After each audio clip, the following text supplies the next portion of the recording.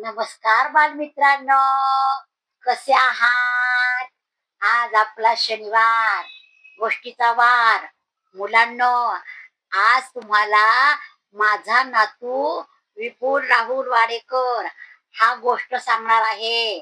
त्याच्या गोष्टीचं नाव आहे संत चोखा मेळा. मुलांनो, पण ही गोष्ट काल्पनिक आहे बरं का. आता तो तुम्हाला गोष्ट सांगणार आहे. नमस्कार, माझं नाव विपुल. मी आज तुम्हाला संत चोखामेळा जन्म ही गोष्ट सांगणार आहे. एका गावात एक शेतकरी राहत असतो. आंब्याचा सीझन असतो. उन्हाळा, सगळ्यांना सुट्टी लागलेली असते.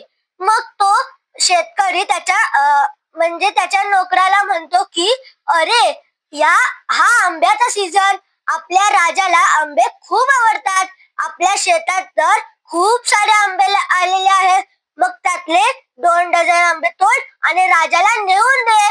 मग तो बरं म्हणतो आणि तो त्या राजाला एका टोपलीत आंबे घालून द्यायला निघतो. तर वाटेत त्याला एक गरीब माणूस भेटतो. म्हणजे असाच गरीब माणूस भेटतो.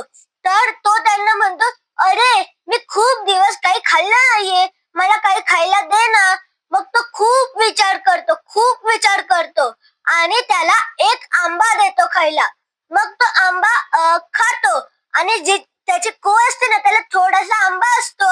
मग तो थोडा चोखतो आणि त्याला परत देऊन टाकतो.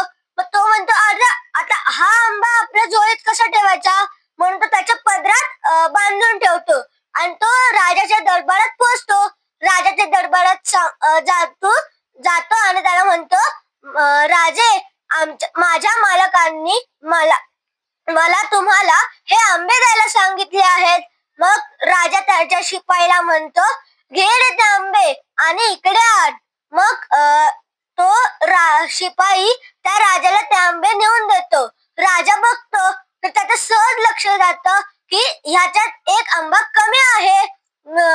तो राजा त्या नोकराला विचारतो की अरे, ह्याच्यात एक आंबा कमी कसा झाला. मग तो नोकर त्याला सगळी घटना समजावून सांगतो. मग राजा म्हणतो, ठीक आहे, तो आंबा आहे का तुझ्याकडे. मग तो म्हणतो, हो, आहे ना माझ्याकडे तो आंबा. मग तो झोळीतून त्याच्या पदरातून तो आंबा बाहेर काढणार. तो त्याच्या झोळीत त्या आंब्याच्या ऐवजी एक बाळ तयार झालेलं असतं आणि ते बाळ राजाच्या दरबारात झालेलं असतं. पण तो आंबा चोखल्यामुळे त्या बाळाचा जन्म झालेला असतो. मग त्या बाळाचं आता नाव ठेवायचं असतं.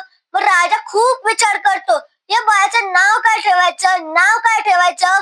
मग तो नोकर त्याला एक आयडिया देतो, राजे, हा आंबा एका गरिबाने चोखला आणि हा मुलगा त्या चोखलेल्या आंब्यापासून तयार झाला. मग ह्याचं नाव आपण चोखामेळा ठेवूया. राजाला पण खूप आनंद झाला. राजाने त्याचे नाव चोखामेळा ठेवले आणि मग संत चोखामेळा हे नाव त्याला पडले. धन्यवाद. आवडली का गोष्ट आवडली असल्यास लाईक करा, सबस्क्राईब करा आणि शेअर करायला विसरायचं नाही.